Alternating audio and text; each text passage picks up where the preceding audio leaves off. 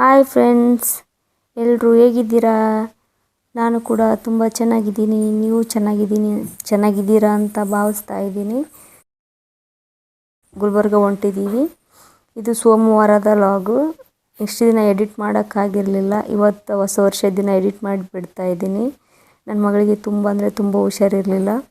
ಇಡೀ ಒಂದು ರಾತ್ರಿ ನಿದ್ದೆಗೆಟ್ಟಿದ್ದೀವಿ ಎಲ್ಲರೂ. ಹಂಗಾಗಿ ವಾಂತಿ ಆಗಿತ್ತು ತುಂಬಾ ಅವಳಿಗೆ. ಇವಾಗ ಗುಲ್ಬರ್ಗ ಹಾಸ್ಪಿಟಲ್ಗೆ ಹೊಂಟಿದ್ವಿ. ನಮ್ಮ ಅವ್ವ ಅವರು, ನಮ್ಮ ಬಾಜಿಯವರು, ನಮ್ಮ ಅವ್ವ, ನಮ್ಮ ಅಣ್ಣ ಕಾರ್ ಓಡಿಸ್ತಾ ಇದ್ದಾರೆ, ಮುಂದೆ ಇದ್ದಾರೆ ಅವರು.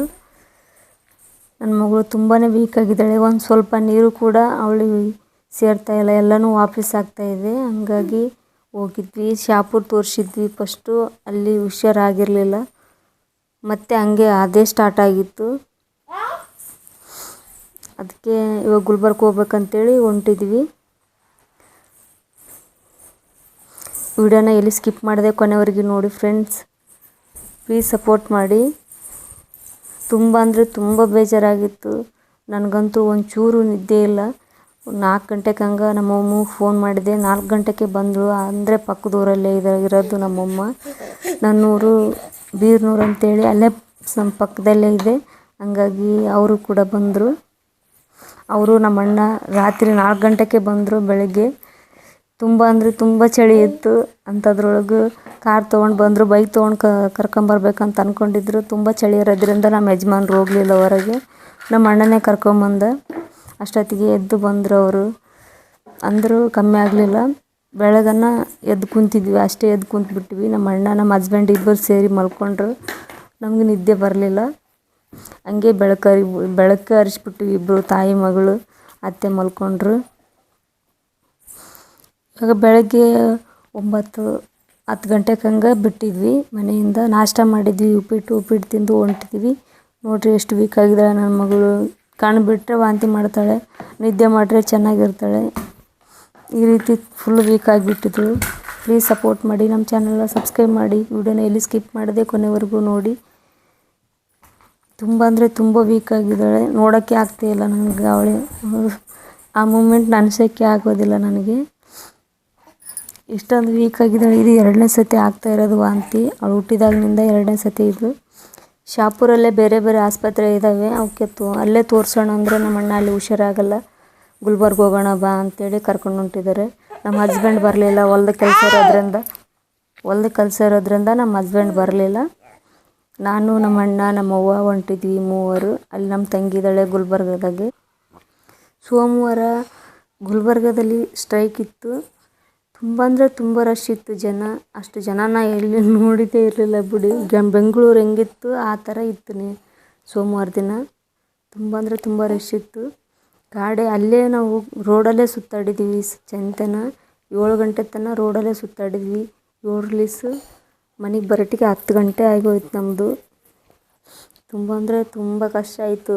ಅವತ್ತಿನ ದಿನ ಎಲ್ಲಿ ಹೋಗ್ಬಾರ್ದು ಅನಿಸ್ಬಿಟ್ಟಿತ್ತು ಇನ್ನೊಂದು ಸತಿ. ಅಷ್ಟೊಂದು ಬೋರ್ ಹೊಡಿತಾ ಇತ್ತು.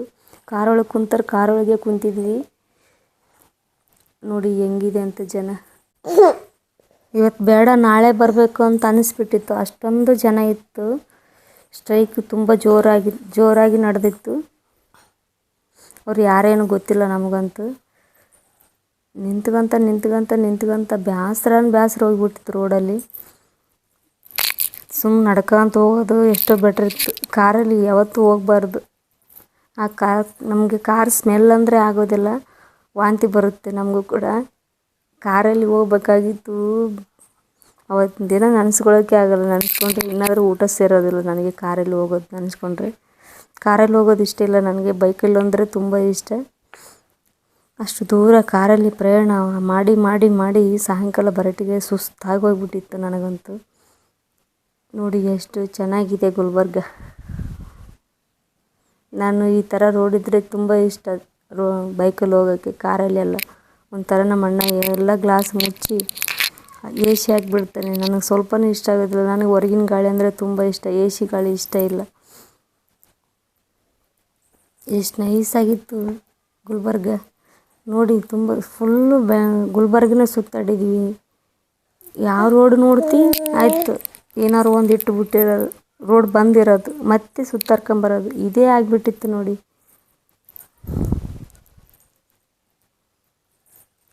ನನ್ನ ಮಗಳ ಸಲಾಗೆ ನಾನು ಸುಮ್ಮನೆ ಸಹಿಸ್ಕೊಂಡಿದ್ದು. ನನಗಂತೂ ಕಾರಲ್ಲಿ ಮಲ್ಕೊಂಡು ಸುಸ್ತಾಗಿಬಿಟ್ಟಿತ್ತು. ನಿದ್ದೆನೇ ಬರ್ತಾ ಇಲ್ಲ. ಈ ಕಡೆ ಕಣ್ಣು ಬಿಡೋಕೆ ಆಗ್ತಾಯಿಲ್ಲ. ಕಣ್ಣು ಬಿಡಗಿದ್ರೆ ತಲೆ ತಿರುಗುತ್ತೆ, ಕಣ್ಣು ಬಿಟ್ಟರೆ ತಲೆ ತಿರುಗುತ್ತೆ. ಕಣ್ಣು ಬಿಡ್ಲಾರ್ದ ಮಲ್ಕೊಂಡ್ರೆ ನಿದ್ದೆ ಬರ್ತಿಲ್ಲ. ಹಂಗಾಗಿಬಿಟ್ಟಿತ್ತು.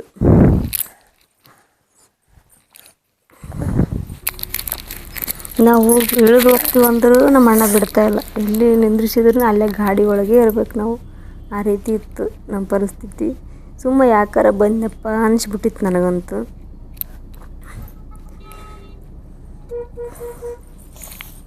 ನಾವು ಹೊಂಟಿರೋದು ಚಿರಂಜೀವಿ ಆಸ್ಪತ್ರೆ, ಮಕ್ಕಳ ಆಸ್ಪತ್ರೆ. ತುಂಬ ಚೆನ್ನಾಗಿದ್ದಾರೆ ಡಾಕ್ಟ್ರು. ತುಂಬ ಚೆನ್ನಾಗಿ ವರ್ಕ್ ಆಗುತ್ತೆ ಮೆಡಿಷನ್ನು ಮಕ್ಕಳಿಗೆ. ನನ್ನ ಮಗಳಿಗೆ ಇವಾಗ ಪರವಾಗಿಲ್ಲ, ಹುಷಾರಾಗಿದ್ದಾಳೆ. ಅವತ್ತಿನ ದಿನ ಅಂತೂ 4 ಗಂಟೆ ತನಕ ಒಂದು ತುತ್ತು ಏನೂ ತಿಂದಿಲ್ಲ ಅವಳು. ಒಂಚೂರು ಹಾಲು ಕೂಡ ದಕ್ಕಿಲ್ಲ, ಒಂಚೂರು ಅನ್ನ ನೀರು ಕೂಡ ದಕ್ಕಿಲ್ಲ ಆಕೆಗೆ. ಆ ರೀತಿ ಇತ್ತು ಆಕಿನ ಪರಿಸ್ಥಿತಿ. ನೋಡಿ ಎಷ್ಟು ಸ್ಟ್ರೈಕ್ ಅಂತ ನಡೆದಿದೆ ಅಂತ. ಬರೀ ಇಂಥ ಜನನೇ ಜಾಸ್ತಿ ಇತ್ತಪ್ಪ ಸೋಮವಾರ ದಿನ. ಸ್ಟ್ರೈಕ್ ಇದ್ದಾಗ ಮಾತ್ರ ಹೊರಗಡೆ ಎಲ್ಲಿ ಹೋಗಬಾರ್ದು, ಇದೇ ಗೋಳು. ನಿಂತು ಎಲ್ಲ ಸಾಕಾಗೋಯ್ತು. ಬೈಕ್ ಓಡಿಸೋದು ಪಾಪ. ಅವ್ರ ಹಣೆ ಬರ ಸರಿಯಿಲ್ಲ ಇದ್ದಿದ್ದಿಲ್ಲ ಅವತ್ತು. ಪೊಲೀಸರ ಕೈಯಾಗ ಓಡಿಸಿಕರೆ ಅವರು ಫೈನ್ ಹಾಕೋದು ಯಾರಿಗೂ ಪಾಪ ಅನ್ನಿಸ್ತಿತ್ತು ಅವ್ರು ನೋಡಿದರೆ. ಆ ರೀತಿ ಇತ್ತು ಎಲ್ಲ. ನಿಂತು ಹೋಗೋದ್ರೊಳಗೆ ಆಸ್ಪತ್ರೆ ಹೋಗೋಟ್ಟಿಗೆ 1 ಗಂಟೆ ಆಗಿದೆ ನಮ್ಮದು. ಹೆಂಗಾರ ಹೋಗೋ ಟೈಮಿಗೆ ಜಲ್ದಿ ಹೋದ್ವಿ.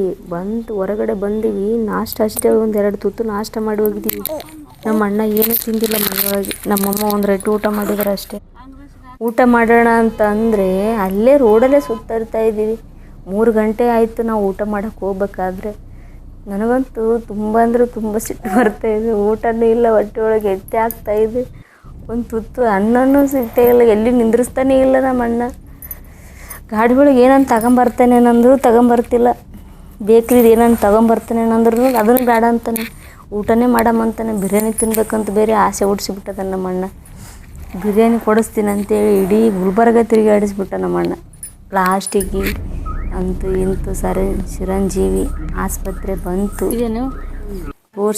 ತೋರಿಸಿ ಹೊರಗಡೆ ಕುಂತಿದ್ವಿ. ನಾನು, ನಮ್ಮಮ್ಮ, ನನ್ನ ಮಗಳು, ನಮ್ಮಣ್ಣ ಅಲ್ಲಿದ್ದಾರೆ. ಆ ಕಡೆ ಅಲ್ಲಿ ಕುಂತಿದ್ರೆ ವೈಟ್ ಪ್ಯಾಂಟು ವೈಟ್ ಶರ್ಟು ಹಾಕಿದ್ದಾರೆ. ಅವರೇ ನಮ್ಮಣ್ಣ. ಡಾಕ್ಟ್ರು ಚೆಕಪ್ ಮಾಡಿ ಎಣ್ಣೆ ಬರೆದು ಕೊಟ್ಟರು. ತೊಗೊಂಡು ಬಂದು ಕುಂತಿದ್ವಿ. ಎಣ್ಣೆ ಹಾಕಿದ್ವಿ. ಇವಾಗ ಖಾಲಿ ಹೊಟ್ಟೆಲಿ ಎಣ್ಣೆ ಹಾಕಂತ ಹೇಳಿದ್ರು, ಹಾಕಿದ್ವಿ. ವಾಂತಿ ಎಣ್ಣೆ. ಒಂದು 1/2 ಅವರ್ ಬಿಟ್ಟು ಏನಾದ್ರು ತಿನ್ನಿಸಿ ಅಂತ ಹೇಳಿದರು. ಒಂದು ಸ್ವಲ್ಪ ಕುಂತು ಎಣ್ಣೆ ಹಾಕಿ ಒಂದು 10-15 ನಿಮಿಷ ಅಲ್ಲೇ ಕುಂತ್ವಿ. ಸ್ಟ್ರೈಕ್ ಇರೋದು ಗೊತ್ತಿತ್ತಲ್ಲ, ಎಲ್ಲೆಲ್ಲಿ ಏನೇನು ಇರುತ್ತೆ ನಮಗೇನು ಗೊತ್ತು. ಒಂದು ಸ್ವಲ್ಪ ಹೊತ್ತು ಕುಂತ್ರಾಯ್ತಂತ 1:30 ತನಕ ಅಲ್ಲೇ ಇದ್ವಿ ಆಸ್ಪತ್ರೆಗೆ.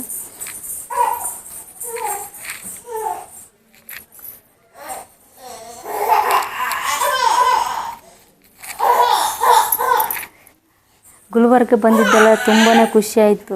ಆದರೆ ಅಲ್ಲಿ ಸುತ್ತಾಡೋದೇ ಒಂಥರ ನಮಗೆ ಕಷ್ಟ ಆಗಿಬಿಟ್ಟಿತ್ತು. ನಮ್ಮ ಅಮ್ಮನ ಜೊತೆ ಬರೋದೇ ನನಗೆ ಒಂಥರ ಖುಷಿ. ನಮ್ಮಮ್ಮ ಇರ್ಬೇಕು, ನಾ ಎಲ್ಲಿ ಹೋದ್ರು ನನಗೆ ಯಾರಿಲ್ಲಲ್ವ. ಮತ್ತು ಗಂಡು ಮನೆಗಂತೂ ಜೊತೆಗೆ ಬರೋಕ್ಕೆ ಯಾರಿಲ್ಲ. ನಮ್ಮ ಅಮ್ಮನೇ ಬರಬೇಕು ನನಗೆ. ಎಲ್ಲಿದ್ದರೂ ಒಂದು ಸ್ವಲ್ಪ ಕೆಮ್ಮಿದ್ರು, ನನಗೆ ಹುಷಾರು ತಪ್ಪಿದ್ರು ನಮ್ಮ ಅಮ್ಮನೇ ಬರಬೇಕು ನಮ್ಮ ಮನೆಗೆ. ಅಷ್ಟು ಅಲ್ಲಿರಾಗ ತಾಯಿ ಬೆಲೆ ಗೊತ್ತಾಗೋದಿಲ್ಲ. ಗಂಡು ಮನೆಗೆ ಬಂದ ಮೇಲೆ ತಾಯಿ ಬೆಲೆ ಗೊತ್ತಾಗೋದು. ಬಿಟ್ಟು ಬಂದ ಮೇಲೆ ಎಲ್ಲನೂ ಗೊತ್ತಾಗೋದು. ಮಗಳ ಬೆಲೆ ಆಗಿರ್ಬೋದು, ತಾಯಿ ಬೆಲೆ ಆಗಿರ್ಬೋದು, ಬಿಟ್ಟು ಬಂದ ಮೇಲೆ ಗೊತ್ತಾಗುತ್ತೆ. ಅವರೇ ನಮ್ಮ ಅಣ್ಣವರು ವೈಟ್ ಪ್ಯಾಂಟು ವೈಟ್ ಶರ್ಟ್ ಉಟ್ಕೊಂಡಿದ್ದಾರಲ್ಲ, ಅವರೇ ಹೋಗಿ ಅಲ್ಲಿ ನಿಂತಿದ್ದಾಳೆ. ಮತ್ತೆ ಹೊಂಟಿದ್ವಿ. ಇವಾಗ ಬಿರಿಯಾನಿ ತಿನ್ನೋಣ ಅಂತ ಕರ್ಕೊಂಡು ಹೊಂಟಿದ್ದಾರೆ ನಮ್ಮಣ್ಣ. ಇನ್ನು ಎಷ್ಟು ಸುತ್ತಾಡಿಸ್ತಾರೋ ಗೊತ್ತಿಲ್ಲ. ನೋಡೋಣ ಎಲ್ಲಿ ತನಕ ಹೋಗುತ್ತೆ ಹೋಗಲಿ. ಇಡೀ ಸ್ವಲ್ಪ ಗ್ಯಾಪ್ ಇದ್ದಲ್ಲೆಲ್ಲ ವೀಡಿಯೋ ಮಾಡಿದ್ದೀನಿ. ನಮ್ಮ ಅಣ್ಣಗೆ ಗೊತ್ತಿಲ್ಲ ವೀಡಿಯೋ ಮಾಡೋದು. ನಾನು ವೀಡಿಯೋ ಮಾಡೋದು ನೋಡ್ರಿ ಬೈತಾರೆ ಅವರು. ಸ್ವಲ್ಪ ಹಂಗೆ ಅವ್ರಿಗೆ ಕಾಣಲಾರ್ದಂಗೆ ವೀಡಿಯೋ ಮಾಡಿದ್ದೀನಿ. ನನಗಂತೂ ಫುಲ್ಲು ಹೊಟ್ಟೆ ತುಂಬ ಅಂದರೆ ತುಂಬ ಹಸಿತದೆ. ಹೊಟ್ಟೆ ಹೇಳೋಕೆ ಆಗ್ತಾಯಿಲ್ಲ ನನಗೆ. ಕಾರೊಳಗೆ ಬೇರೆ ಏನೂ ಇದ್ದಿದ್ದಿಲ್ಲ. ಪ್ರತಿದಿನ ಹಣ್ಣು ಏನಾರು ಇರ್ತಾಯಿದ್ವು ಯಾವಾಗಾದ್ರೂ ನೋಡಿದರೆ. ಆದರೆ ಇವತ್ತು ಏನು ಹಣ್ಣು ಅಲ್ಲಷ್ಟು ಯಾವುದು ಇದ್ದಿದ್ದಿಲ್ಲ. ಒಂದು ಡೈರಿ ಮಿಲ್ಕ್ ಚಾಕ್ಲೇಟ್ ಇದ್ದಿತ್ತು. ಒಂದು ಡೈರಿ ಮಿಲ್ಕ್ ಚಾಕ್ಲೇಟ್ ತಿಂದರೆ ಏನಾಗುತ್ತೆ. ಆಯ್ತು ವರ ನಮ್ಮಮ್ಮ ಊಟ ಮಾಡಿರಲಿಲ್ಲ.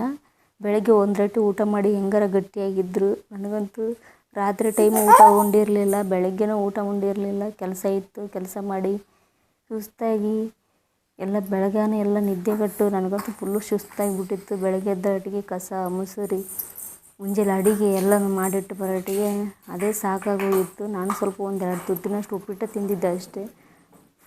ತುಂಬ ಅಂದರೆ ತುಂಬಾ ನನಗೆ ಕಷ್ಟ ಆಗಿ ಹೋಗಿಬಿಟ್ಟಿತ್ತು. ಹೊಟ್ಟೆ ತುಂಬ ಹಸಿತಾಯಿತ್ತು. 3 ತನಕ ಉಪವಾಸ ಇದ್ದು ಅಂತೂ ಸ್ವಲ್ಪ ಹೊತ್ತರಲ್ಲೇ ಬರುತ್ತೆ ಅಂತ ಅಂದ್ಕೊಂಡಿದ್ದೀನಿ. ಬಂತು.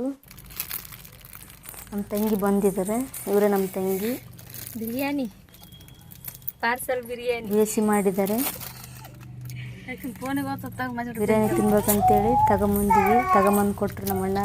ಅಲ್ಲಿ ಸ್ಟ್ರೈಕ್ ಇರೋದ್ರಿಂದ ಇಲ್ಲೇ ತಿನ್ನಿರಿ ಅಂತೇಳಿ 3ವರೆಗೆ ಒಂದೊಂದು ಪ್ಲೇಟ್ ತಂದು ಕೊಟ್ಟರು. ಇದು ಮಟನ್ ಬಿರಿಯಾನಿ ಕುರಿದು.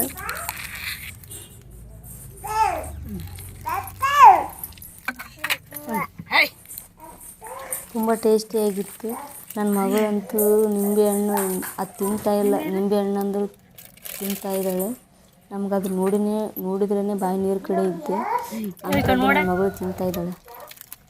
ಬಿರಿಯಾನಿ ಅಂತೂ ಸೂಪರಾಗಿತ್ತು. ಎಲ್ಲರೂ ಒಂದೊಂದು ಪ್ಲೇಟ್ ತಿಂದ್ವಿ ಬಿರಿಯಾನಿ.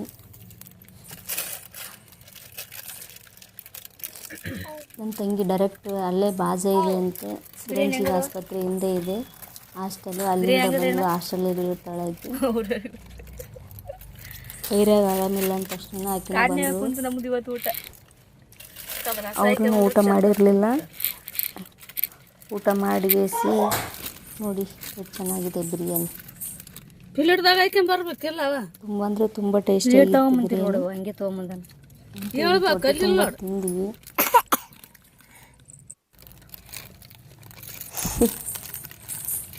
ನಮ್ಮಮ್ಮ ತಿಂತಾ ಇರಲಿಲ್ಲ ಬಿರಿಯಾನಿ. ಹೊಟ್ಟೆ ಹಸು ಆಗಿಬಿಟ್ಟಿತ್ತು. ಇವಾಗ ಅನ್ನ ತಿಂತಾ ಇದ್ದಾಳೆ ನಮ್ಮಮ್ಮ.